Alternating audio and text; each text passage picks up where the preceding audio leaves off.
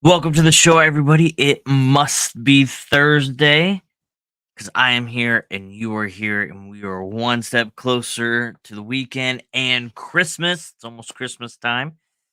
Well, I guess it is Christmas time, and we are well on our way the road to HauntCon, which is very exciting. New information is getting dropped every single day on the HauntCon page. So if you're not subscribed and you're not checking it every day, you're missing out. We just dumped a whole bunch of class stuff. So get over there and check it out. But more importantly, is the moment everyone has been waiting for, and that is the triumphant return of Tayan. Hello. Hello, Tayan. Look at you, new hairdo, I new know. new backdrop. Yeah, a new store, and you're gonna see Yeah. Dad running back and forth. So, why don't you tell the world what's going on? Why don't you tell the world what you've been doing, that you've been playing hooky for the past couple of weeks? I know. Well, the first week I wasn't here was because I had finals for college, and then the next week I moved out of Florida. We still have like manufacturing going out from Florida, but we ended up getting a storefront here in Ironton, Ohio, which is like right next door to my house in Kentucky because I live in a tri-state. Doug was very confused on that. So I live in a tri-state, which means that I'm near like three different states. Yes. I didn't know that people didn't know that. I've been through Ironton many times. Yeah, so I'm right in the middle of downtown Ironton, and we're gonna have like a one-stop shop for basically haunters and people who are Halloween enthusiasts. So yeah, Well, that's exciting. yeah, Is your father in the background building the shop as we speak, brick by yeah. brick? So the store from like this wall right here forward is the store, and you can't see it right now, which is kind of upsetting. But then this whole back area that is visible right now is Dad's workshop. So he's going through boxes and putting things up currently. So Now, more importantly, mhm. how do you feel about moving back north? I actually like moving back. I was worried, like when I was younger, I didn't want to move back to Kentucky because like there was nothing to do. But now that we moved back, I'm happy there's really nothing to do. But I can't even say that there's nothing to do because now I'm going back to working a job again and then running my business. And now it's bigger than it was before because now I have a storefront and the haunt community that I have to worry about. Well, Ironton's kind of cool too. Like it is like picturesque small town. Like picture small town Yeah. USA, and it's like Oh Ironton. yeah. Yeah. I even tell people like they literally like the roads cut through the mountains there, and like Yeah. it's a pretty cool place. Well, apparently, it's a city like right next to us got marked for like Hallmark's like Christmas city or something like that. And then apparently Ironton has the world's longest parades, and we are on the parade routes for everything. So we're gonna be stuck in the middle of that, and Dad hates parades. So, Well, he's gonna get his but fill now. so far we have like as far as hot stuff goes, I'm trying to get Brandy Beast in our store. I already ordered from Pumpkin Pulp. We already have haunt Halloween T-shirt company, and then of course our stuff. I did get tickets. Well, not tickets, but a ticket to go to Monster Camp in January. So I'll be going there to learn how to make masks better. Nice, fantastic. And Yeah. is there a projected date that you're gonna be opening up? You're gonna have like a big grand opening extravaganza, or is that a secret? Yeah, projected date right now. Our license to sell legally starts on January 1st. We're hoping to be open by January 1st. That's the goal. But we're probably going to do a soft opening on January 1st just to go ahead and get it over with. You know that's like next week. Yeah, I'm aware. Okay. Well, hey, Yeah. it just moved last week, opening up a store next week. Why not? Yep. Most people Yep. are like trying to figure out what gym they're going to attend because they're getting holiday weight and stuff like this. And you're over like, I'm just going to move 1,000 miles and open up a store and take Yeah. finals and do If it everything tells you else. anything, Wednesday we moved. Thursday I got a job, and then we paid all of our year's rent. What was it like? This Thursday as well, and then we got our houses technically today. Both of our houses today. I went to bed early last night. Well, that's good. You know, That's all I got. I haven't done much of anything else. that's fair Um, though. We have been working on a lot of Hong Kong stuff. I was actually on the Good. phone with Doug last night, and he's kind of like working on something really, really cool. Which if that comes through, that'll be really awesome. That'd be fun to talk about. Um, again, dropped a bunch of classes. Midnight Studios is coming down there teaching a class. Kyle's going to be down there teaching a class, which is insane. So yeah, just getting a lot of things done. Look at all them classes. That's crazy. That is a lot. That's insane. I don't know how in the world we're gonna be able to go see them all. We're not. It's just this is actually one of the conversations that Doug and I had yesterday. I was like, you know how many people are going to be upset that they weren't able to go do all the classes they wanted to do? But I mean, it's just come back next year. What are we gonna do? There's nothing we can't do anything about it. So it is what it is. Anyways, speaking of teaching classes and stuff, we have a masterclass instructor with us tonight. So we are gonna go ahead and bring on Ken Leary.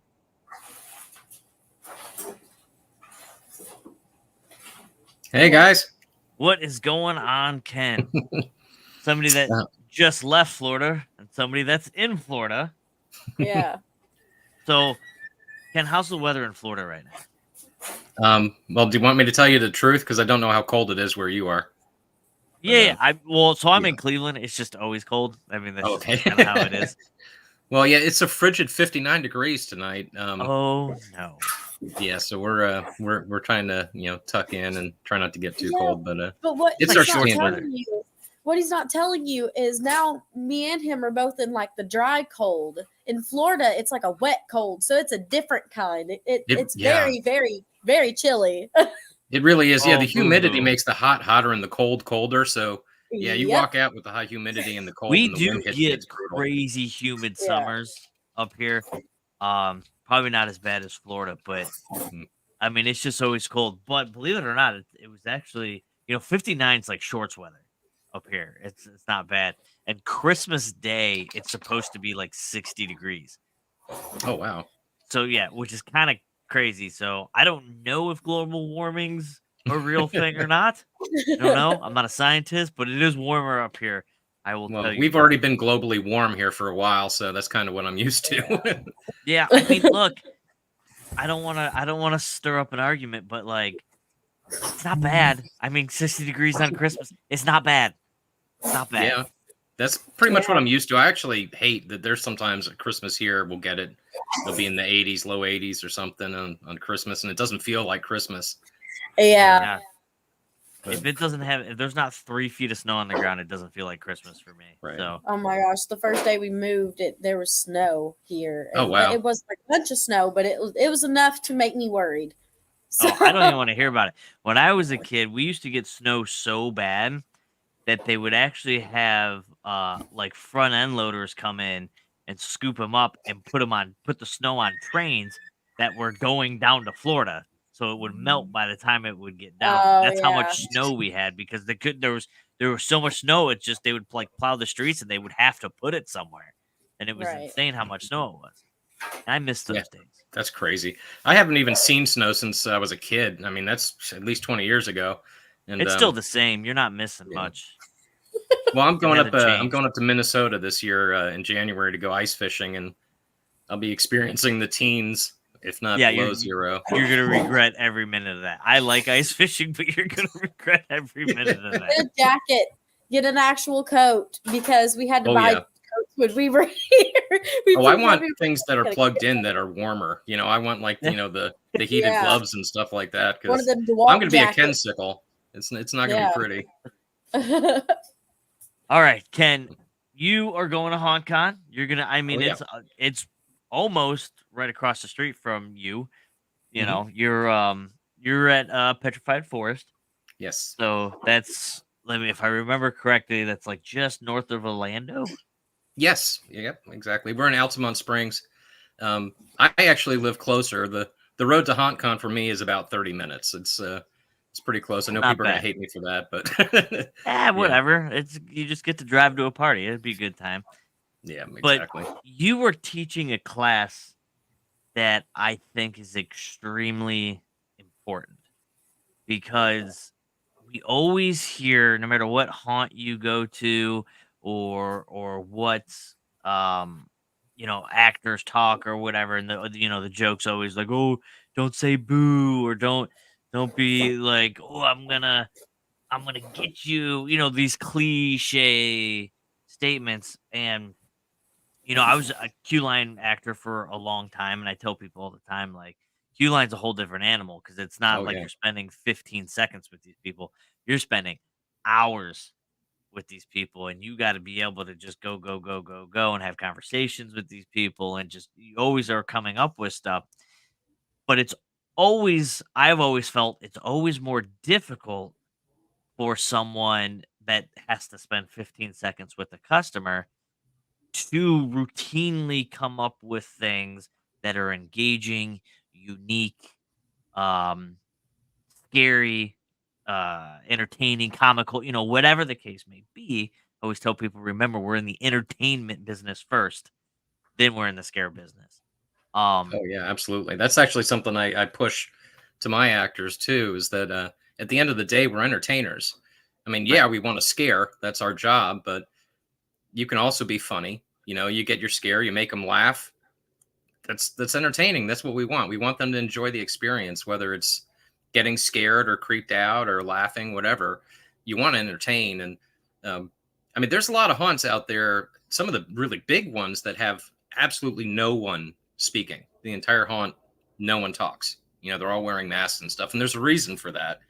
Is because if you talk and you do it wrong, it's worse than not talking. Mhm. If you can lose somebody, yeah, like you said, like saying boo or rah or get out, fresh meat, all the cliche ones that takes people out of the experience. You want them to be, suspending reality. You want them to think, okay, I'm I'm really in danger here.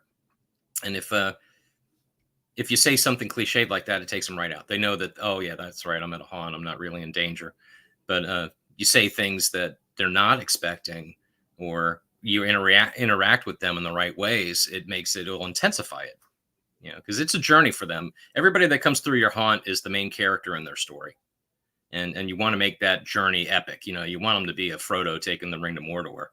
Mhm. You want them to. The more of a bad guy you are, the more intense it is, the more they enjoy that haunt. So that's the whole idea, is to really make it epic. And if you speak and do it right, and there's some pretty easy tricks that you can do, and that's what this class is all about, to interact with them in a way, whether it's that 10 to 15 seconds in a room or whether you're in the queue line.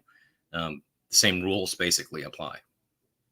Yeah, I would always tell people to remember that 15 that 5 to 15 seconds, that's how close you are away for being the most memorable character in that haunt.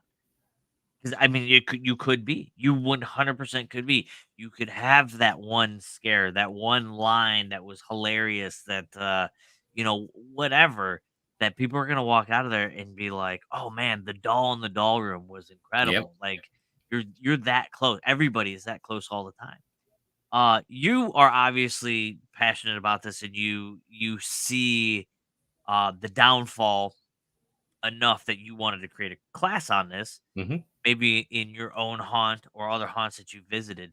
But what are some of the most common things that you see that are being made mistake wise?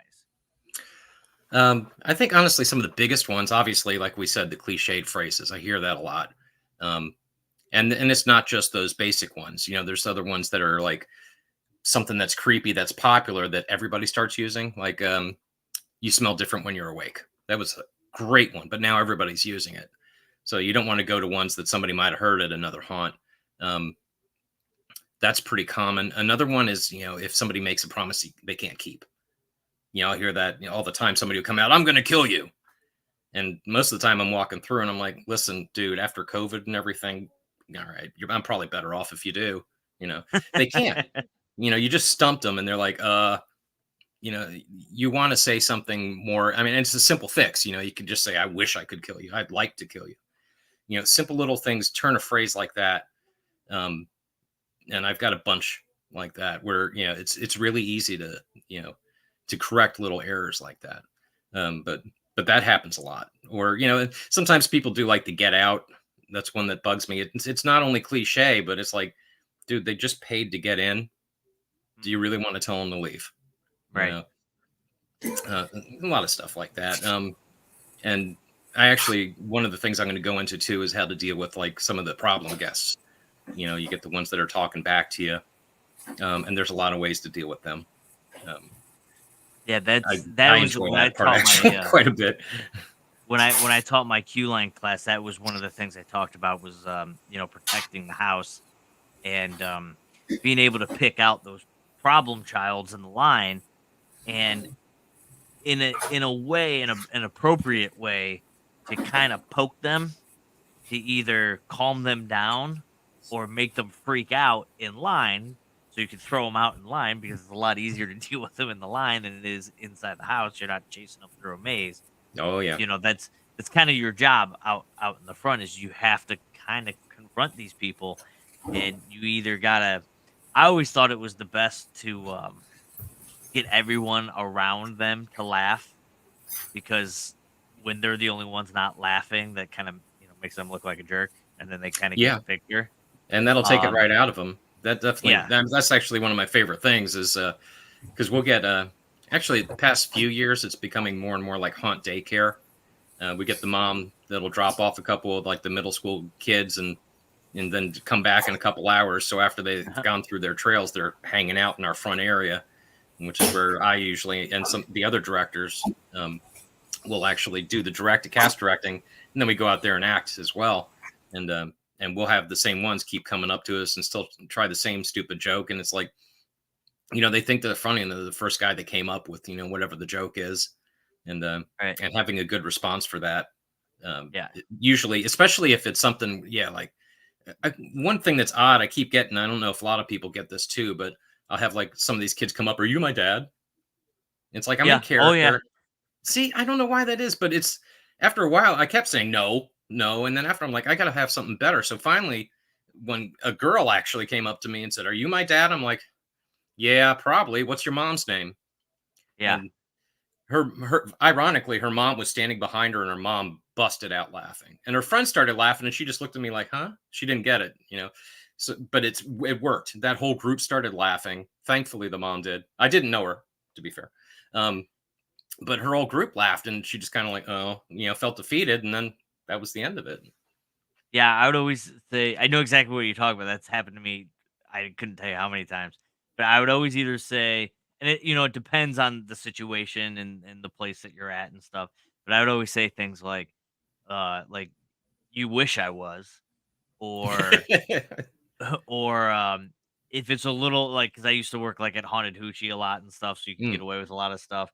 And I would be like, yeah, of course I am. You didn't see your mom making me a sandwich, like things like that. And then all of a sudden, everybody's just like, oh, like that's. And that's important, especially out in front, is just having that quick wit, those improv skills. I cannot emphasize enough how Hmm. important improv skills are. Um, but more importantly, inside the attraction, and I don't want you to give away all of your secrets because I want people to attend your class. Mhm. But what kind of tips can people kind of work on for creativity? Like one of my tips is always have like a bag of like 5 to 6 things to say. You know, when people are gone, that's fine. You can reload, but you kind of want one that helps you as an actor because you don't get bored. And two, if you get a large enough group on busy nights, you can always kind of change things up. What are some tips that you have? Well, yeah, I've actually got a couple like that. One of them is exactly what you're saying. And one of the secrets to improv is to plan ahead. I mean, I know that sounds like the exact opposite of what improvising is, but yeah, I always have at least three, and I'll tell all my actors that are in the sets, not just the Q line ones. I'll tell them have at least three different lines. So if you see somebody come through, that's because we have people that'll come through a couple times a night. Um, say a different line, or if you get a conga line, because people will back up, you want to have a couple lines so that if they are stuck in there, you can go through the entire room and get them with three different lines. So that way the people aren't hearing you say the same thing. Um, but yeah, for improv, another good thing that I always tell people is that if somebody does stump you, um, remember it and then think about it later and come up because somebody else will say the same thing. Mhm. It's going to Absolutely. happen. I'm too old to say this line, but there's there's the new slang that everybody's using. So you're going to get hit with some new expression that you haven't heard. It took me a little bit to figure out what drip was. Um, Oh yeah. And but then when you can actually, I loved like when I would travel around, you find slang regional too. Like there'd be different mhm, things regionally. And so like Friday nights, I would always pay attention to like words I didn't really understand or like why they were said. And then the next day when I'd come in, I'd ask like, "What was this? What was this?" And mhm. I'd make it a point to use it because the kids would love it. They just see, some 30-year-old dude monster that's out there saying things like Riz and all that other stuff. Yeah. When dabbing was big, you would Oh do God. stupid yeah, you would do stupid things like and they would eat it up. They would go crazy. By the end of the night, you're just like, I never want to do any of that again. But it's about entertaining Yep. the And crowd. and if you even respond to it, you don't have to say it because me saying any slang, especially anything new, whatever the riz is, um, it doesn't sound right coming from me. Because even in character, if I'm like, what up, brother? How's it hanging? It's so wrong that I can't pull that off. But if you respond to it, if somebody talks about my clothes or something, and or the nice drip, I'm like, oh, I just pulled it out of my closet or whatever, and so they know that I am actually responding and I understood what they Right. meant. Um, Yeah, I always if I couldn't make something like cool or fun, I would intentionally make it even more awkward oh yeah. than like ramp up the awkwardness. That's also a great diffuser too. I always found if people think you're like a little touched in the head and you're a little slow, they tend to like chill out a little bit, Yeah. Yeah. Oh, yeah. And it's actually a very good thing too. I mean, a lot of the kids, especially the ones like you get like the preteen boys or the early teen boys that act like they're really tough, and they'll literally someone will come up and say, "I'm not scared of you. You're not scary." You know that they're scared because they're trying to convince themselves that they're not. Um, they're certainly not going to convince us, but they're trying to talk themselves out of it. They're trying to escape. It's like I hate to use a Lord of the Rings reference, but Bilbo when he was surrounded by all the um, they're not orcs, whatever, but he was there and he talked them into a conversation and they stayed out until the sun came up and they all turned to stone and he got away. That's in essence what a lot of these people are trying to do. They're scared and they're trying to talk themselves out of it. If they talk you into sounding like a human, they realize you're not a monster. They might survive. So right. sometimes it's a good thing, if they start saying something, you don't have a comeback, use one of your phrases that you have saved up and completely ignore what they said. Come back with something entirely different, and they'll realize, oh no, I am in trouble here because he's not even listening to what I'm saying. So Well, and there's a lot of I've got several different things like that I cover on on how you can how you can mess with these people, and not let them get the upper hand.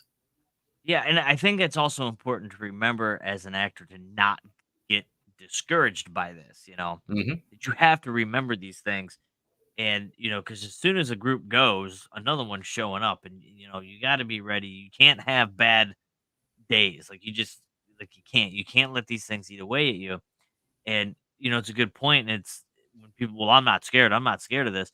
I would look people in the eye and just be like, you're supposed to. Like, if you don't want to be scared, that's fine. You want to pay $30 and not be scared, whatever. That's like going to the movies and not enjoying yourself. Right. It's like what Some like people don't. I mean, my wife, God bless her, I can't scare her to save my life. Me, she'll scare me all the time. Um, some people go through and they still have fun, even if they're not getting scared.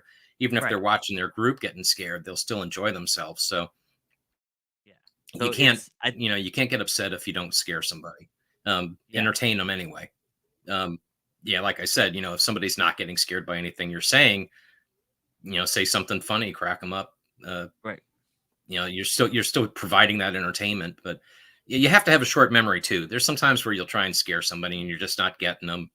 And I always tell our actors to back off after a certain amount of time. It's like you're not going to get them all, and actually you'll just be annoying if you keep trying. So just back them off, let them go, and then focus on the people that you can scare. But you got to have a short memory. You can't let that get in your head, because that Right. will happen. Yeah, But you it's just got to let it go and just especially get on the the next queue people. line. Especially on the queue line, having a Mm, quick pace. If you have, because sometimes you have nights like that where people, like, dreary raining nights and people are just already grumpy or the line's too long. mhm, Sometimes having a quick pace, moving through the lines quickly, just kind of hitting people, boom, boom, boom, boom, boom. Eventually, you know, you'll find a group in the lines that's willing to play. And if they're having a good time, then people will start paying attention. People start getting the hint, like, oh, we're supposed to mhm. be having a good time too. And then they want that experience for themselves. So the next time you loop back around, they're more willing to play and stuff like that. It's Yep. just there's a Yeah. lot. Oh, yeah, because the crowds do react to the attitudes of the people around them. So if you do have a group that's annoying, the people around them, and you scare them, everybody will appreciate it. Or, yeah, like you said, if sometimes people are temperamental, if you have good interaction with the group, everybody around them watches, and they'll be entertained by that. And you can sometimes when our lines get real long, they'll actually have us go out front before they even get into our front yard area, and we'll go through the queue lines and just mess with the people in the queue lines, and it's a considerable change in attitude rapidly, just by the fact that somebody's going out there to actually keep them entertained. And you could do simple stuff. It's fist bumping is like the big thing. You'll have like a group. I'll have groups of the boys, that are there for the daycare. And I'll like fist bump a couple of them, and then get like to the fifth one and say, "Not you," and then fist bump the next one, and it's like they all start laughing, and the Right. and that spreads. That helps. But yeah, Q line acting is a whole different animal from, and it's much harder in some ways, but then again, working on sets is also harder in different ways. Mhm. Um, but a lot of the skill set can work in both places. But yeah, you have a much shorter time when you're in a set. You've got to get that scare. You've got 10, 15 seconds to do it. And then you're waiting for that next group, and timing is important. Out in the queue line area, your set is them surrounding you. Especially, the open areas like our front yard area, you're in the middle of it. Somebody can be walking right up behind you. You're not going to see them. You have to be prepared for that kind of stuff. And you don't have downtime. You can't prepare in between groups. You have to be Right. constantly on, constantly entertaining. So yeah, you don't scare somebody, then you scare that next one. Don't pause. Don't think about it. Well, And that's even having the midway idea. So mm, having queue line is one thing, but having a midway, that's a whole nother ball game in itself. And mm, when I first started doing midway stuff, I'd find myself getting lost. 'Cause, I mean, it's just because you don't know where people are coming or going. It's hard to just keep track of what's happening. And I would always just start doing stuff. I would just find a spot and I just start doing stuff. And if people came around me, people came around me. If they didn't, they didn't. And you just kind of float, and instead of looking for people, you hmm kind of figured out ways to draw them into draw you. them in. Yeah. Yeah, and make Yeah. groups that way and things like that. Yeah. I spent my first 6 years, um, as an actor on the trails. Um, And then my last 6 years that I've been working there, I've been one of the cast directors. So we got to do, like I said, we do the cast directing. We'll be working on the trail, and then we'll also get to go out into our front area. Yeah, it's basically like we call it the front yard, but it's like a midway area. And the first night I went out there in character, I'm like, I can't wait. I need to be out. I'm a Q line actor. I can do this. I went out and realized I was surrounded by people, and there was no Huh. downtime in between groups. There was no resetting, and There's nowhere to go. yeah, I went back. I went backstage after like the first hour or something. Came back and I'm like, what the hell was that? Yeah. Oh my god, this is so different. I felt like I think I was more scared than some of the people out there at first. I mean, luckily they couldn't tell, but I was like, oh my god, this is so different. And that's one of the things that I'm like, I need to start teaching people this. It's with And Midway. It's not like you can just not pop just yourself out of the talking, but line. just. Mhm. Yeah, there's Yeah. so many things, and that's why that's actually the reason I started originally it was just a blog, and I didn't really think. Yeah, it was something I did because I had been searching online for different acting techniques and stuff like that because I wanted to get better, and I realized that there's some good ones out there, but there's not a whole lot, and none of them are really for actors specifically. A lot of it's all haunt stuff, which is great, but I'm like, there's not like actor centric ones. So that's when I started doing it, and I did the first one I did that I put on Facebook was do's and don'ts in a haunt. And it was just general rules of like, because we've all got the same exact things that annoy us about other actors. Um, and there's like some things that we really appreciate. And you don't have to be a director. You can be another actor to get, oh, I get that. Don't scare your set mates in between groups, stuff like, simple little things like that. So I did that first one, and it was more and just for me, like for my own entertainment to do it, because I wanted to do something that was informative but funny. And I mean, not dad joke funny. Some of my stuff is actually funny. Um, but I did the first one, and it kind of took off, and I realized I'm like, hey, I got a couple hundred views. I'm like, that's pretty cool. So then I put out another one, which that first one was big. My second one was the one where I actually did using your words to get the scare. Which is what this class is based on. And that one, I posted it in the morning, and I was driving to my regular job, the one that pays for me to be able to act. And I checked it, and it was like 300 views. I'm like, there's no way I got 300 views. And when I left my house to when I got to the office, so I refreshed, and it was like several thousand. It just took off like crazy. And that's actually when I first got invited out to do HauntCon that year. That was, I think, 2019. And it kind of took off from there. And it was weird because I literally met a guy there from Australia that had read my site and was a fan. Nice. And it's like, it's funny because I always like joke that I'm like, we even have a running joke, which I regret making, that I said I'm, the Ken Leary, and to all the new actors. So they were wondering if I was famous or something. But I'm like not an arrogant person. And it actually kind of weirded me out that somebody was kind of fanboying over me when I was actually kind of fanboying over him because I knew who he was and he was a really good slider. And it's kind of weird. It's weird getting those accolades from people, but my goal has been reached, I think, in a way, from when I started, which is I wanted actors to be able to learn something from it because I'm pretty good at making mistakes. So I think if I can share my mistakes and people don't have to make them themselves, then that's awesome. If I It's can help somebody important. enjoy it as much as I do, that's even better.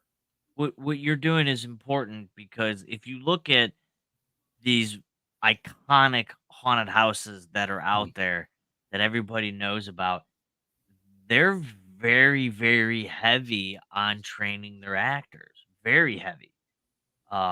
They run camps all throughout summer that are mandatory. Like if you want to work Mhm. here, you're going to go through this and you're going to learn this stuff. And there's a lot of haunts that don't do that. They just don't have the time. They don't have the knowledge. They don't Mhm. have the ability to kind of present this information. And you bringing it to the masses that the way you are, um, you having the class at HauntCon and things like that. I think this is going to be. Doug and I were talking about this the other day. Like we're gonna have to find chairs. there's certain classes that we were like, there's gonna be more people that are gonna show up to this. There's just that we can fit in this room. Mhm. Like we're gonna have to figure something out. And your class was one of them because it's really, really important. Even if you're not an actor, if you're out here listening and you're not an actor, if you're an owner, a manager, a casting director, whatever, you should sincerely take this class, find Ken's literature, find his videos because you can bring that to your haunt. And I'm telling you, it's night and day with just with a little bit of training the right way to your haunt. It's pretty incredible. It's pretty incredible what you can get out of these actors with just a few tips here and a few tips there, and just tweaking things a little bit. It's pretty incredible. Yeah, I Anyways, think Ken. a little bit of training goes a long way. It really does. It really does. Yes. That's yeah, that's why we actually changed our training so that we have full on classes for them, and it makes an immediate difference. First night of the haunt, it's like second week. Everybody's on point already. So I definitely encourage haunt owners or direct, absolutely, yeah, you'd want to take these classes like that. I believe your class is Sunday at 1 o'clock. I think. I don't know if it's on there. It is Sunday. I Sunday. believe it's early. I believe it might actually be 8 a.m. Yeah. 8 a.m. Well, it's Sunday. Either way, it's Sunday. Mhm. Are you gonna partake in some of the festivities down there in HauntCon since it's just right down the street from you? Oh yeah, absolutely. Yeah, I plan to be there all the days that it's open Awesome. for sure. So Because people out there, if you can't make the Sunday class, I'm sure you'll be able to bump into Ken, say hi to him. Is there where can people that can't attend HauntCon or can't attend your classes, where can they find some of your literature and some of your videos? okay, well, I actually have a website. It's scareacting.com, and all of my stuff is there. It's just a blog format right now, but I've got all the different. It's broken down into the different subjects. Instead of just doing general things, I usually hit specific topics, and there'll be different blog posts about all those. And I'm the owner, operator, CEO, and head writer. I only have one employee. He's kind of a jerk, but it's me, so I keep him in line. That's all right. He's self-aware, and that's what's important. So Exactly. It's the first step well, to the recovery. right. Well, Ken, we're not going to keep you. We're going to let you enjoy that nice Florida weather you guys are having. Thank you for being on the show tonight. It's Oh, my always a pleasure. pleasure for me to talk to actor-driven people. I come from the actor side of things. I love all aspects of the haunt industry, but there's a special place in my heart for the actor stuff, and I could just sit here and talk to you for hours and hours and hours and hours about this stuff. Yeah, Um, I can relate. so thank you for being on the show, and man, it's like a month away, like I 6 weeks or know. I'm something like excited. that. So, yeah, we will see you down at HauntCon, my friend. Absolutely. Absolutely. I'm looking forward to it. All right, you have a good night. All right. Thank you. You too.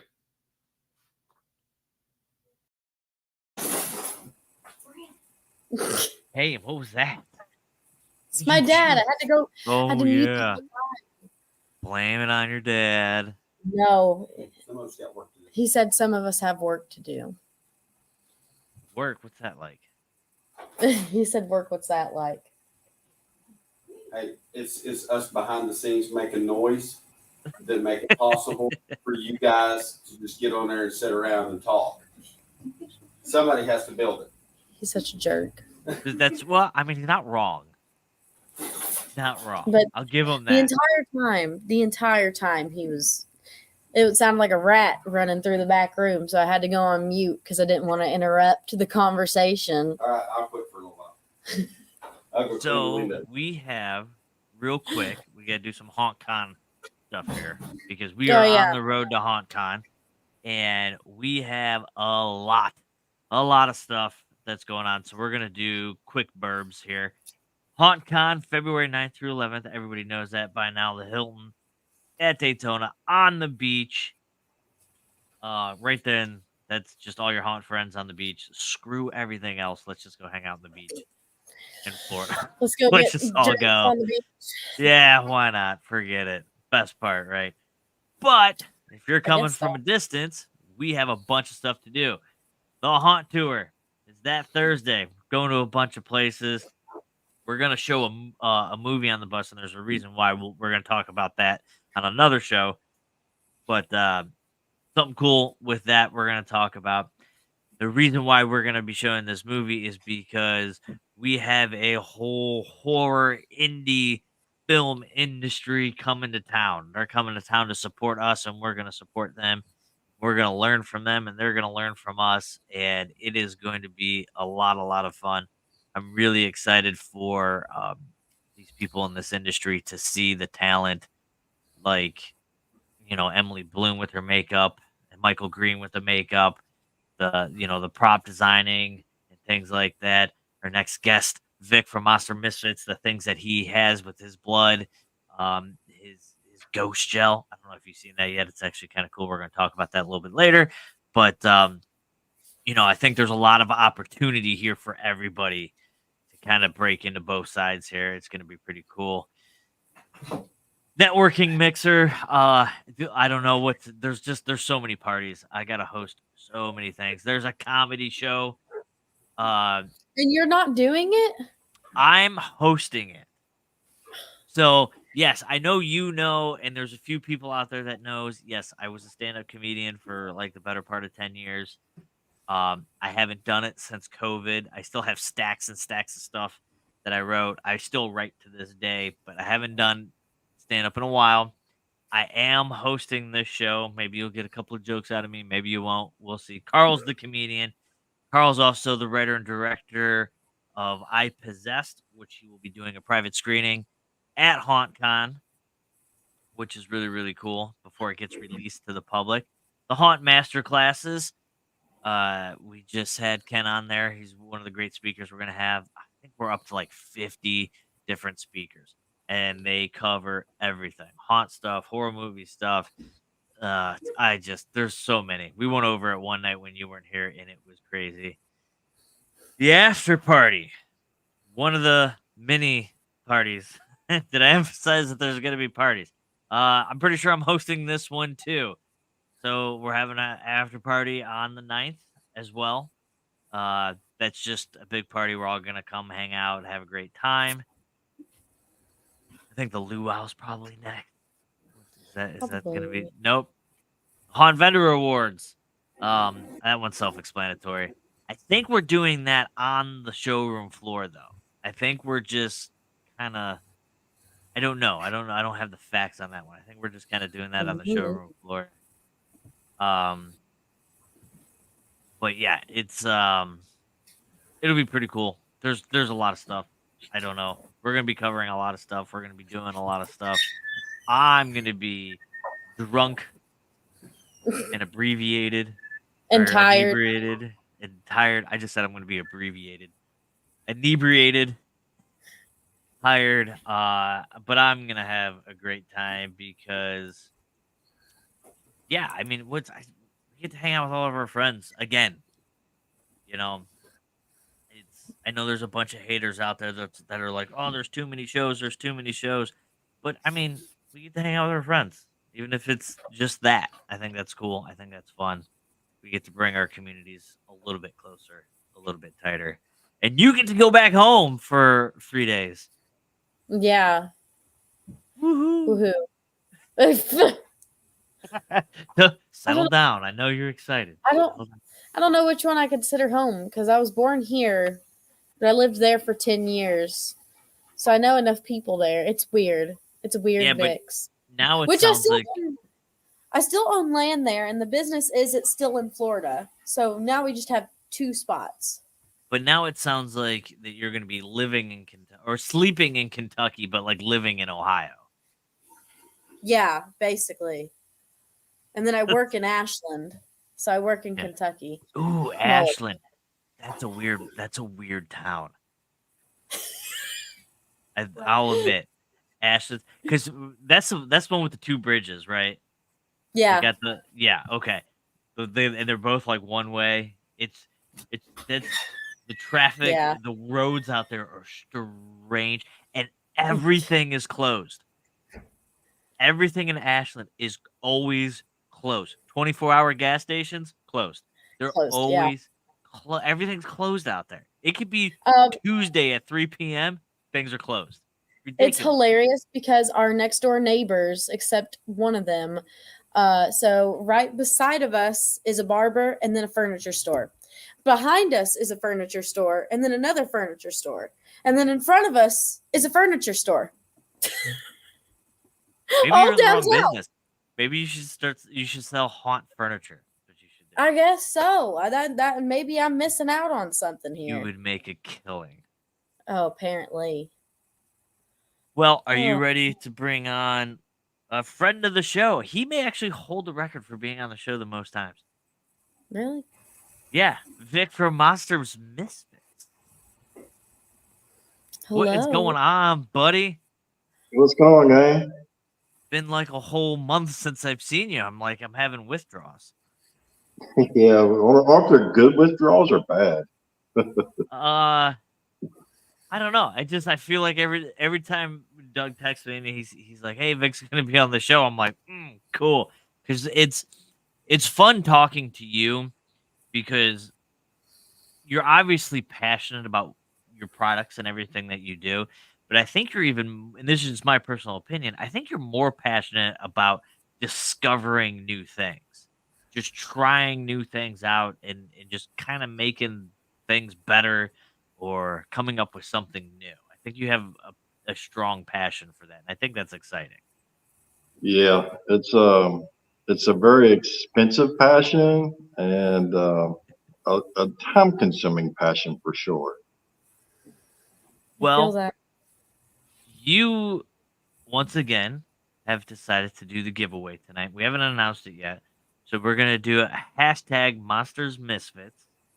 And you get a choice between 16 ounce of blood and 16 ounce of the ghost gel, or one or the other. Which those are pretty large bottles. Yeah. But we have never talked about your ghost gel yet. Yeah, I was just about to ask, what is that? So I don't know. I know what it is only because I saw your posts the last couple of days about it. And I thought it was really cool and really interesting. And I was actually going to text you and ask you about it, but I figured we'd save it for the show. So what is ghost gel? So, you know how everybody wants to, put shiny teeth or gums or around the eyes or eyeballs. They want all that stuff shiny in their props or just seal their props with. Well, that stuff is expensive. I mean, you buy a little 16-ounce bottle, it's $100 and some. So I'm thinking, okay, there's got to be a cheaper alternative, because I'm in the business to make money, but I just want to make a living. I don't want to try to get rich off of other people because let's face it, everything's expensive. The latex expensive, the blood's expensive. Now, of course, you got to find a little line there with all the materials and stuff you got to buy to make everything. But I wanted to try to make something that was affordable for people to buy to seal their product, or you make shiny pieces and parts on their mask or whatever it is they're doing.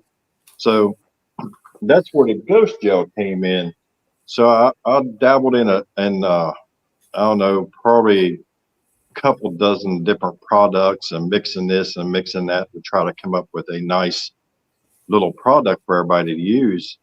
And I finally come up on it, and that's where ghost gel came in. So this is actually a whole different product than our bloods. So these are actually two different products. So this is not the shiny stuff that we put in our blood. So it's two different products. So, but that's where the shiny stuff come in at. So I just wanted to make something affordable for people to buy and still make a great looking product. Do you have any examples laying around? Let me see. I think I do on this mask. Does it work on latex or something? Does it have to be a set one? It does work on latex. So if you can see the horns, Mhm. let me see here. Let me find my camera. So if you can see the horns, that's all ghost gel. You can tell the difference in that and the mask itself. His eyes got ghost gel in it. I gotta find my camera here. It's all backwards. So that's all ghost gel. His lips, the stuff underneath the eyes. You can see it on there, but I do have a video of a mask I did that was like a brown. It was a flat brown. It's on. I think it's on my personal page. I've been posting a lot of stuff on my personal page lately, but it's on there. You can just look up my name, Vick Springston. It's on there, and I did a test for everybody to kind of see the difference in, a flat and whenever you use the ghost gel, how shiny it is afterwards. So David kind of already answered the question, but I'm going to ask it anyways. Doug Schaefer wants to know. Doug Schaefer, our friend from VFX, wants to know: is it flexible? So it is to a certain point, like everything else. Now I've tried my competitors' stuff. I've studied their stuff on what theirs does compared to what mine does. So everything's got a breaking point, if that makes any kind of sense. So if you probably break it in half, if it's something real stiff and you break it in half, it'll probably crack. But once it's done, it'll come back and you'll never ever see it. If that makes any kind of sense. Yep. But if you put it on, just say like this rabbit I did, if you did a clear cut on that, you ain't gonna have no problems whatsoever. You're not gonna have no problems on your mask either. I mean, unless you just rip it apart, then you might have an issue with paint and everything on that. So it's kind of one of those things that I've tested on a lot of things, and I came to the conclusion that it's a pretty good product. And I've used other people's products, so I compare my product to, I think I've got about 6 other people's products. So I compare my stuff to each individual of what they do, what they don't do, and stuff like that. Mine's hands down. I ain't gonna brag about mine, but mine hands down is comparable to one of our top dogs out there that does permanent bloods. So as far as I know that with like Mod Podge, because it don't stick on latex, but Mod Podge, I know how you have to mix it with water to get it more glossy. Do you have to do that with yours, or can we just No, straight from the bottle. Yep, straight from the bottle. He's a one-stop shop. Don't you know that already? Shop. Even his blood, you just take it out and put it on. You want to know a beautiful thing about my bloods? You don't even have to shake it. You can just open it up and take it right out of the bottle. You don't even have to shake it. You don't have to do nothing. Yeah, I don't know about you though. I don't know about you, Tayan, but like shaking bottles are kind of half the fun. Like I don't know what it is about shaking bottles. I love doing that. It's really difficult to shake something when a guy gives you a paint can that's been sitting in a refrigerator basically, and it's separated and you don't know what to do, but you have to paint the wall. It's really struggle. So I kind of like the fact that I don't have to shake it to mix it. So I think that's a plus. Yeah, this blood stuff I make is really thick. So to have to keep shaking it all the time would be a pain in the butt. But this here, you don't have to. I'll make sure it's a nice and mixed up before I even stick it in the jug. And so I know somebody made a comment about me selling the stuff at my store. Is that anything that you do for people, like I guess wholesale wise? I do sell wholesale. I've actually got one person right now that does wholesale, and if anybody else is interested in it, I can hook you up with that. I think it's a great idea, just to get my bloods out there into other people's hands and let them try. And I don't sell 4 ounces. I think it's 4 ounces. Yeah, I don't sell 4-ounce bottles because, in my opinion, I think that that's a teaser. I mean, that's like, why would you want to pay the money for 4 ounces then pay the shipping for 4 ounces. Then you get it home and you're only going to pay on a little bit of stuff. I'm like, man, that would probably make me mad because I don't have enough blood.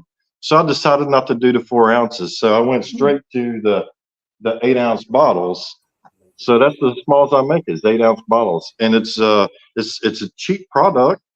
I mean, it's cheap enough to buy, and shipping is fairly cheap on it.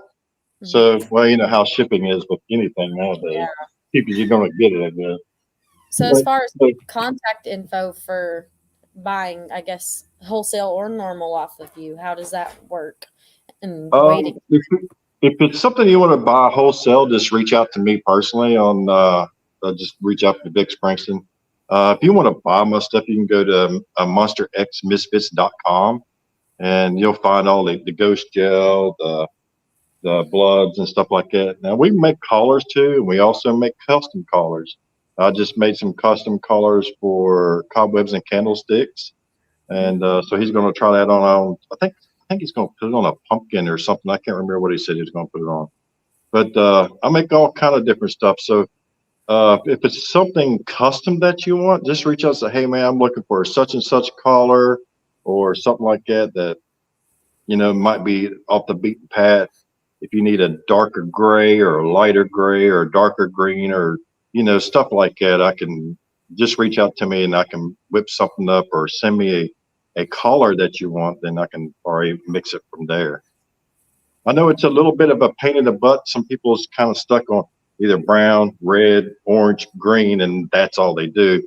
But I want to expand that a little bit where you have options if it's something special that you need for your own prop that probably nobody else has. Then I want to try to accommodate you on that as much as possible. Nice. Now, I believe it was you. I'm going to feel bad if it wasn't, if I say this, but you've been kind of doctoring up some taxidermy lately, haven't you? Yeah, I have. So I would show you my deer, but it's on a stick up there right now. I do have my fish. Yeah, the fish was very cool and very interesting. Yeah. Oh, I wanted awesome. to bring up a really good point with this, because you were talking about different textures and materials and stuff. I mean, this is a fish. Like, this is a mounted fish that you turn into this. So obviously it's a short list that you can use your materials on. I haven't found nothing out. So what I'm going to do is when I go to HuntCon is I'm bringing everything that I put my bloods on, everything I make, and I use my blood only. So whenever you come in to my booth, you can see different things, what my blood's on.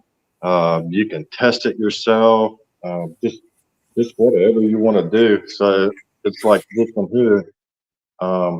I did this last night. This is my blood there. And what I've been trying to do is show you guys different ways to use blood, because it's kind of an art, believe it or not. And there's some good people out there like Jay from oh shoot, you know who I mean, Jay. I'll think of it here in a minute because I'm a little brain dead. Anyway, you know, they make good props and they know how to use the blood. So, you know, I want to teach people from what I know or people tells me that how they've used it. There's different ways to use the blood. So I'll show you an example here.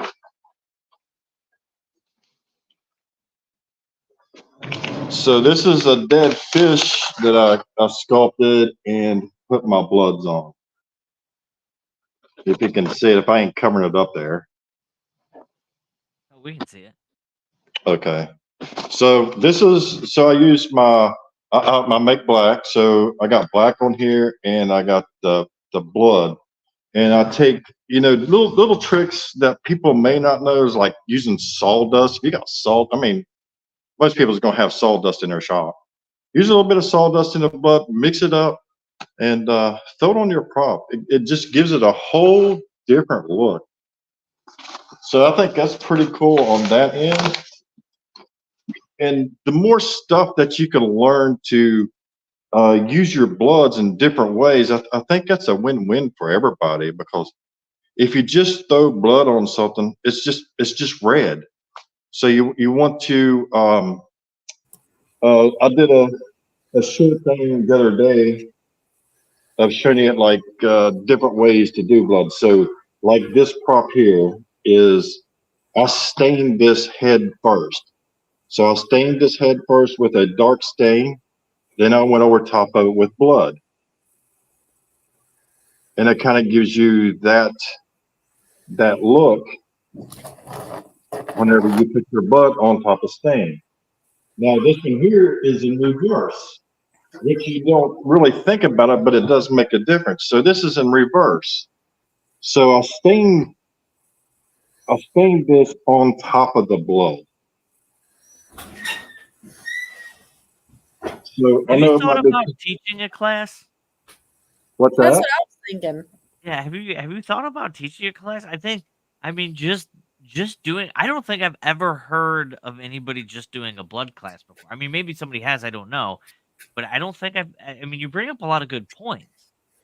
Like, there's different contrasts, and there's different. When you think about anatomy and stuff like that. I know all the great makeup artists, right? Michael Green, Emily Bloom, Kyle Vest, all of them. They'll tell you the first thing they do is study an anatomy book. They got an anatomy book and they study anatomy books. This is what you're saying right now is extremely important information, and you're just like, well, you can do it. It's You can just do this. So yeah. so I make different kinds of bloods. I make chunk blood. I make pumpkin guts. Um, I mean, I can make all kinds of stuff for you. But when it comes to down to the blood itself or the colors itself, I can show you how to. If you're looking for a certain way to make stuff, I can give you the option to do that. It's a little cheaper for you to buy if you wanted to buy like just say monster chunks. I can show you how to make the monster chunks, and it'll save you a few bucks, because if you buy it for me, I'm going to have to charge you extra because of the extra material and the time putting into it. But I can tell you how to do that.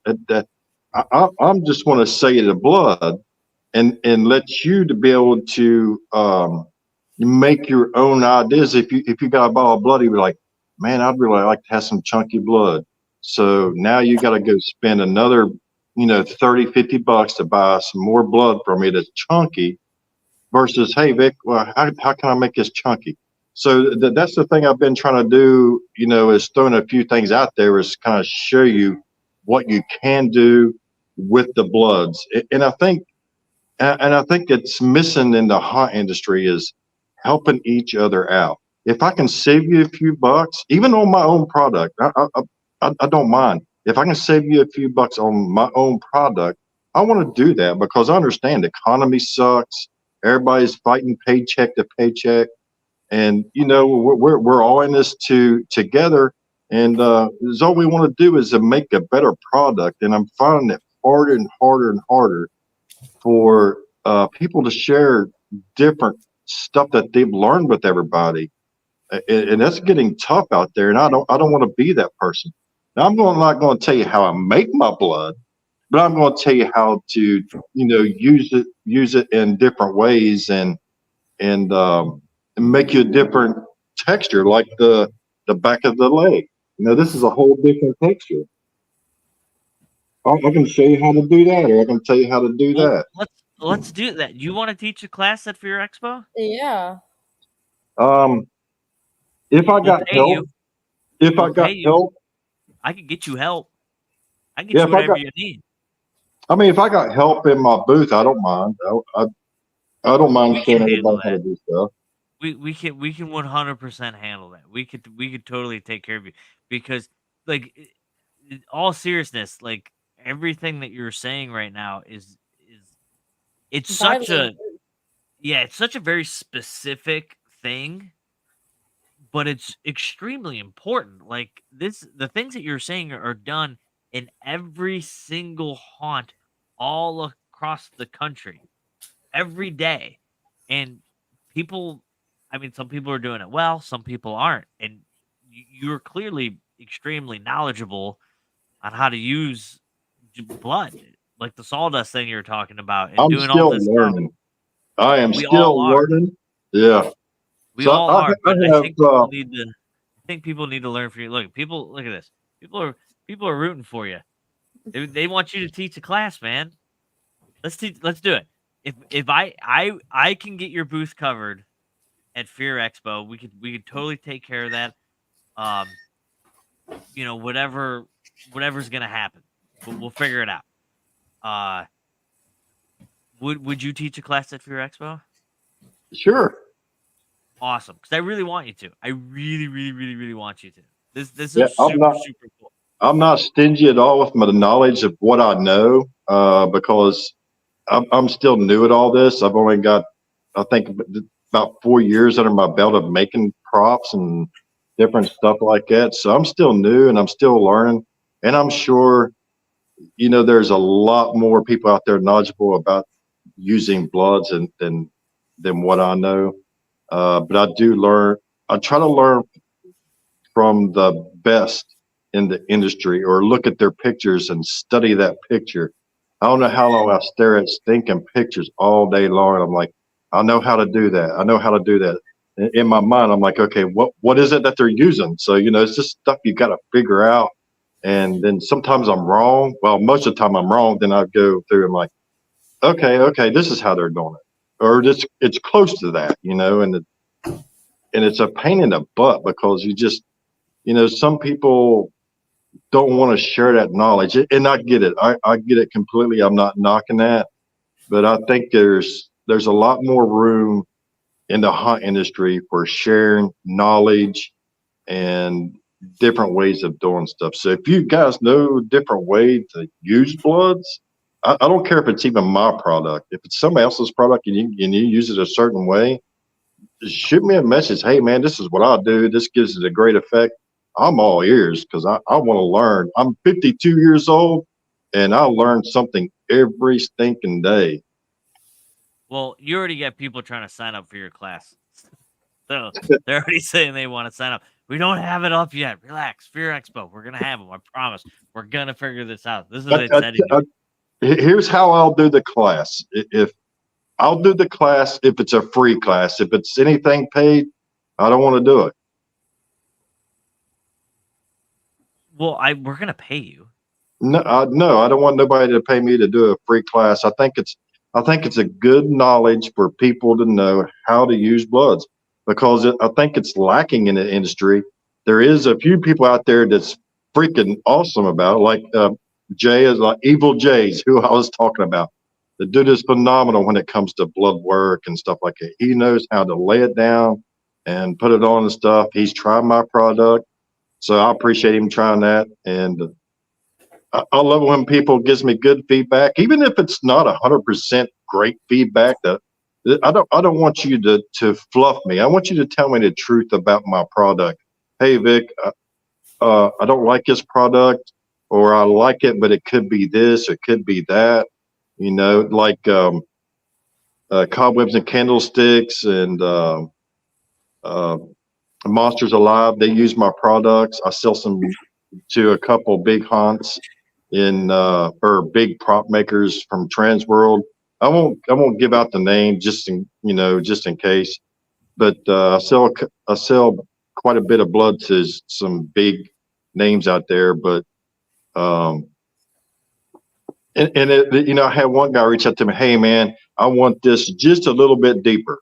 So we made it a little bit deeper. I have no problem with that if it's something specific, because I want to try to please everybody as much as possible. I know that I probably won't do everybody 100%. Of course, you know how the world is. But if it's something that I can accommodate you in, hey Vic, I want my blood just a little bit darker, or I want it a little bit lighter, I have no problem accommodating that. I think it's cool to do stuff like that and experiment with. So, all right. So this is what we'll do. This is just me idea timing here. This is what we do. I can't make you take our money.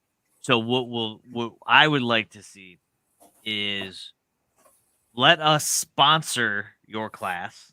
you don't want to get paid, that's on you. We'll sponsor your class and we'll buy some of your products and we'll do like a create and carry class. So we can have your products there and we'll have some props and we'll sponsor the class and then people can actually get their hands on with your products, learn how to use them properly and things like that, and they can take it back with them. Do that. That sounds cool. That sounds like an idea. Yeah, we can work that out. I'm just spitballing. Maybe that'll work. I don't know, people. Don't hold my feet to the fire on that one. Maybe we'll do it. Maybe we won't. I don't know. But that's what I would like to see. I think having your product in people's hands and you telling them how to use it is going to be incredible for you. It's going to be incredible for the people in the class. I think it's just going to be a win-win all around. And if it takes us sponsoring it, then so be it. We'll do that. Sounds like a plan. Yeah, I just, I think it's good info, and I think it should be shared to the world. And I don't think there should be a charge in, the knowledge of something like that. In my opinion, now I could be wrong, but in my opinion, I don't want to charge anybody anything for that because now I'm going to be money hungry, and I don't want to be that person. Like I said, I want to make a living in a business. I don't want to get rich. I'll probably never be rich. I just want to make a living. That's it. Gotcha. I hear you. I hear you loud and clear. We'll talk about this. Maybe if you're or at HauntCon, we'll talk about this. We'll make something happen. This got me excited. I totally lost track because Doug asked a question. Doug Schaefer asked a question so long ago. It was, oh my gosh, where did my screen go? Well, Doug knows I'm going to give him something free anyway. I want Doug to try my stuff anyway. So he asked. Oh, he'll put it on everything. Right, I found it. He asked two questions. So the first question was, can I tint it with anything myself? So you got to be careful. You're talking about the ghost gel or the blood? The blood, I think. I don't know. I'm not sure. So you got to be careful whenever you start tinting the blood with certain things. It could dull it. But hey, I got you covered. I can get you some ghost gel put over it. But it could dull your blood. So this stuff is pretty shiny. And I've gotten 2 years. What is it? Either. So either the ghost gel or the blood, if he can tint either one. Sorry, yeah. I just put that. You can tint the blood a little bit probably, but I would be careful of what you tint it with, because it can dull it.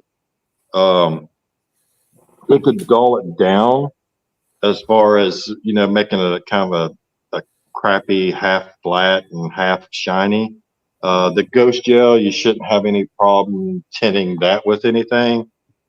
Just try a little bit before you go into throwing a lot of stuff at it and putting it on a property. You're like, oh man, that sucks. So definitely you want to sample it first. The bloods, the bloods, I think you can tint it with oh shoot, I can't remember the name of it. It's some kind of a acrylic paint. Anyway, I'll reach out to Doug, or Doug reach out to me, and I can tell him that what you can tint with the blood or with the ghost gel versus what you can't. I think that'd be much easier to do that. The other question was, I use Smooth On, so strong tints on other bloods and clears. Will that tint yours too? That was the question. Now, what was that again? So I can read it again, but I'm confused too. I use Smooth On, so strong tints on other bloods and clears. Will that tint yours too? He might rewrite the question in a minute. Yeah, I'm not sure what he means on that. I think I'll pass on that one because he's got another one here. He did ask another question. Is it thinnable with water or alcohol? You can thin it to a certain point. You just got to be careful and find that fine line. I have I have thinned down the ghost gel a little bit, but you can't. I don't think I would want to go over 25% of any kind of water in any of the products. Oh, okay. I Yeah, figured out what they were asking.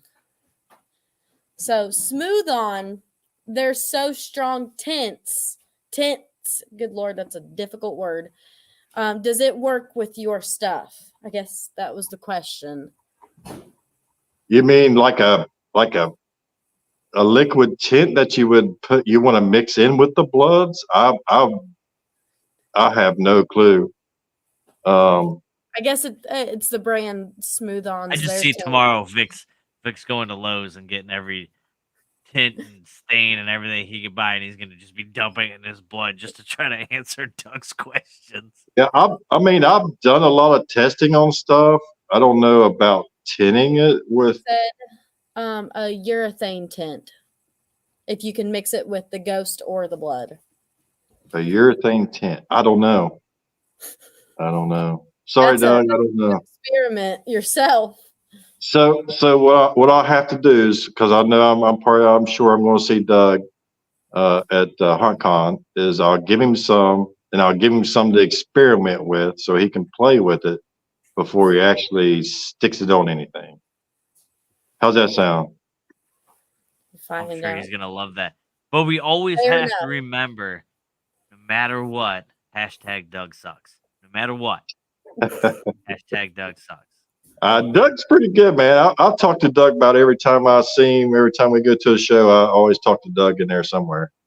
Doug he's so much fun. He's so knowledgeable and just so he's got a crazy brain. Like he's got a crazy brain, and I love it. Like he's just so inventive and creative, and I mean, a lot of people are that go to these shows. I mean, that's one of the beautiful things about going to these shows that we have is the tremendous amount of creative people like you and Doug and Michael Green and Ken. We talked to Ken earlier today. Man, and I'm actually excited for people in the indie film industry to see your product as well. Yeah. Yeah, I hope they stop by because, man, we had a big old controversy thing going on there for a while before.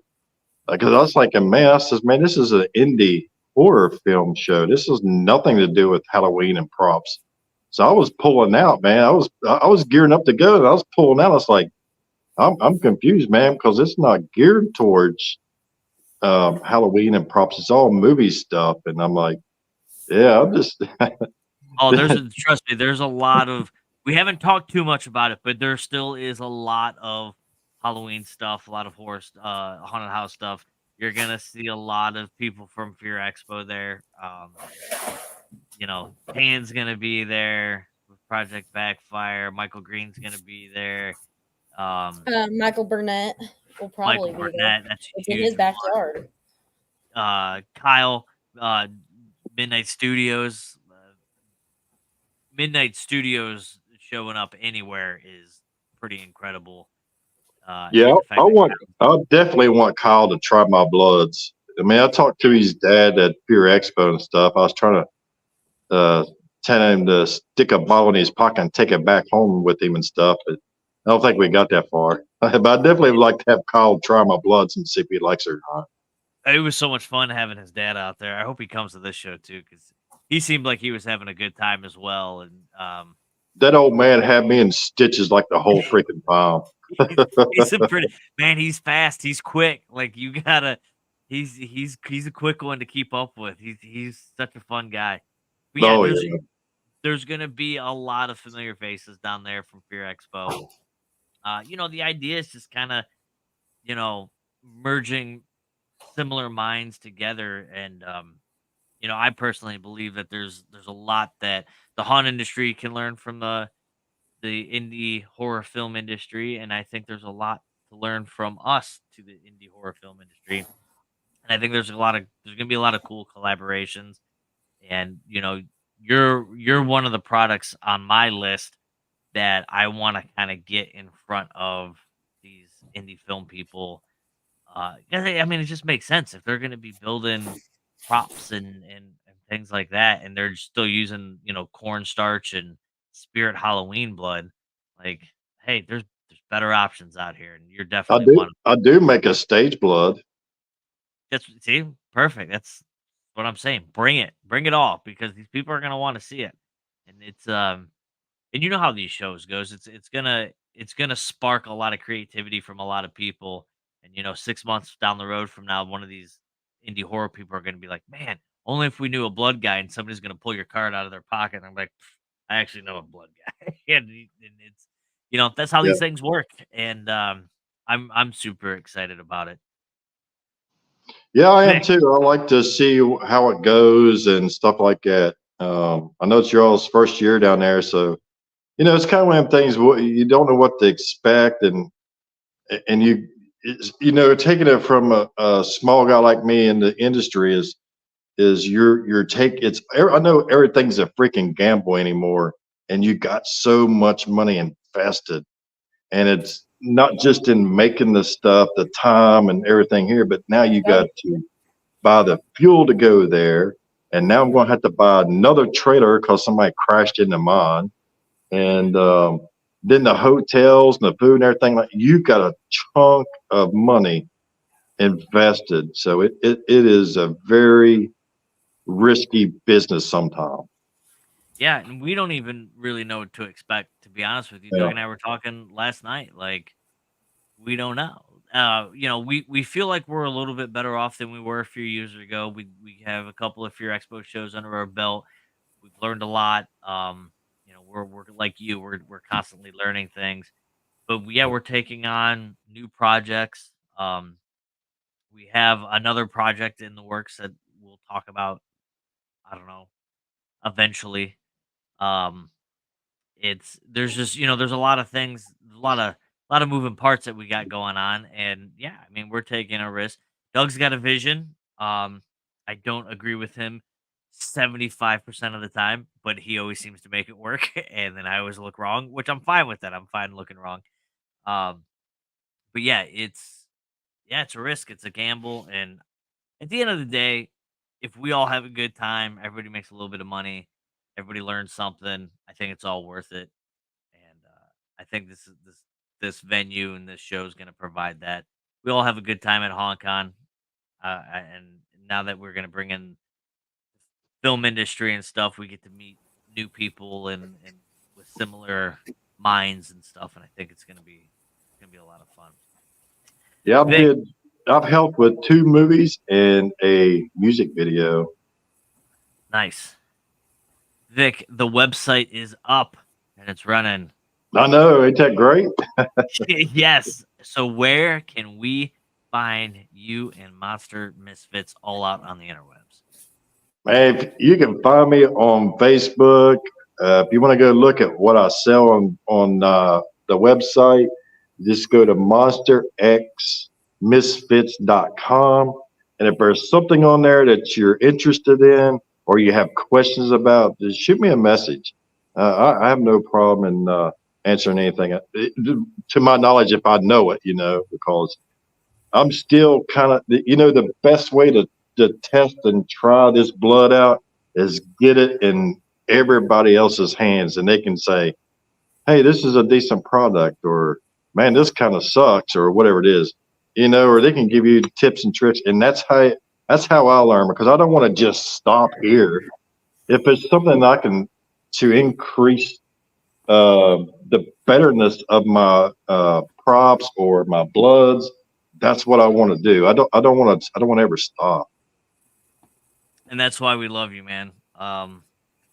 Seriously, we'll get together at HauntCon with Doug and Chris, and we'll talk about getting you a class at Fear Expo, because I think it's important. I mean, seriously, I really do think it's important.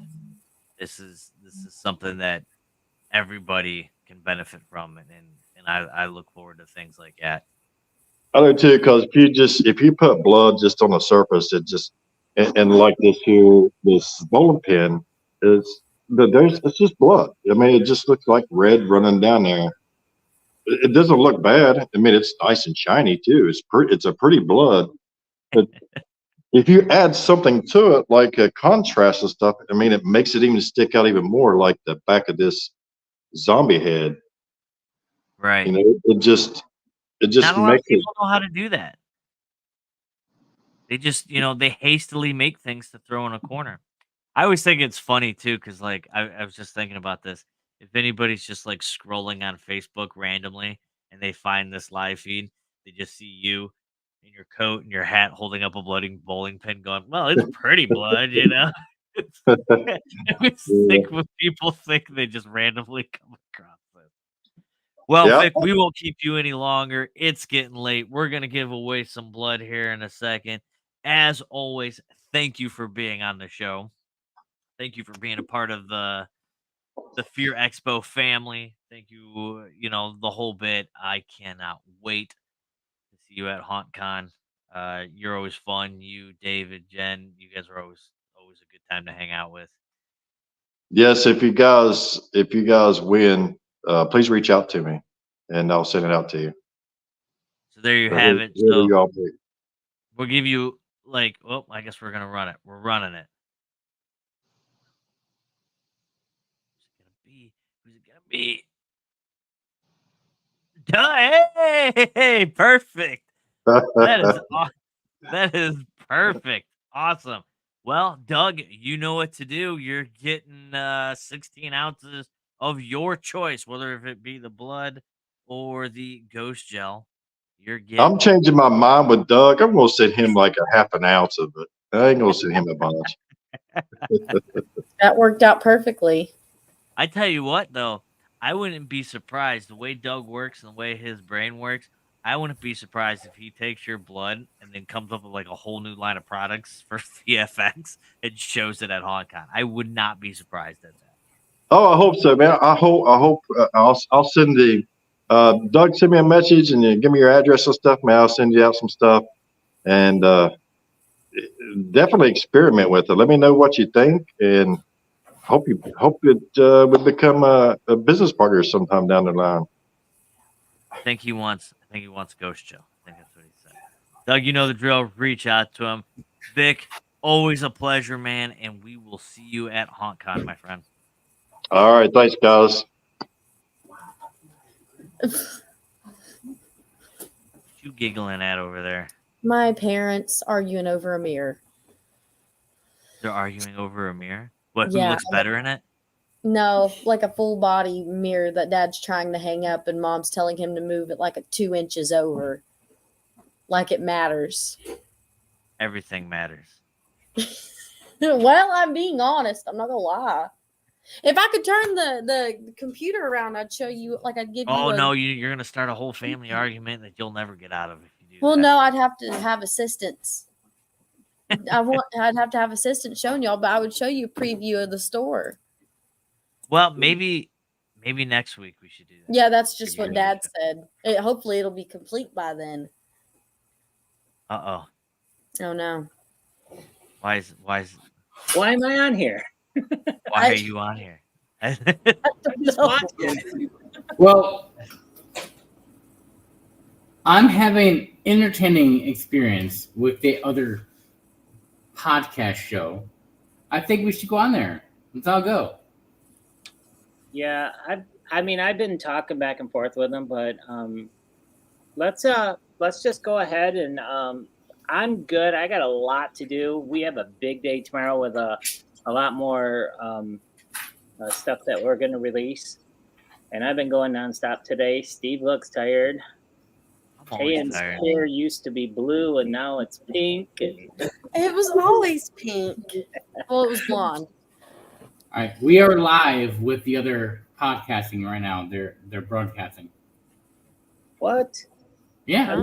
How'd you do that? You're pretty good, man. No, I use our StreamYard. I sent it to them, and they said, "Hey, Doug, what do you think?" I have no idea what's happening right now. I don't either. So Chris hasn't told everyone. We had in our group that we started talking with last week. Haunters Anonymous, just kind of talking with them about HauntCon. They had some information that wasn't up on our website yet. so we've just been communicating back and forth, and they actually are running a show right now. They start at 9 o'clock, where we start at 8, and they're basically talking about how we communicated with them, and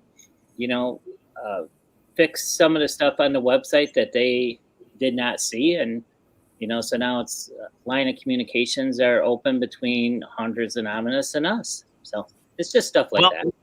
Hello, Hunters Anonymous. If you There can you see go. us. I didn't see that we were broadcasting there. No, we're not. We're not. Oh, okay. If you want to view it, you can actually log in and make any kind of argument or statement.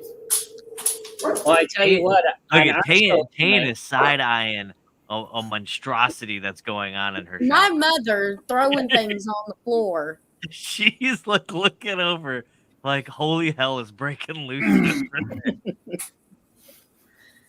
Well, I tell you what, you guys did a great job tonight. That was a really good show, Vic. So I'm really happy that he got to talk about those two products, because he's been on the show a couple of times and we've never learned as much as we did tonight. And I told him before he came on, I said, just talk about these two products, your blood and what is the other thing Ghost called? Yeah, Ghost Gel. Because I think it's important, because those are products he's had for a while and we've never really talked about them on the show at all. And they're good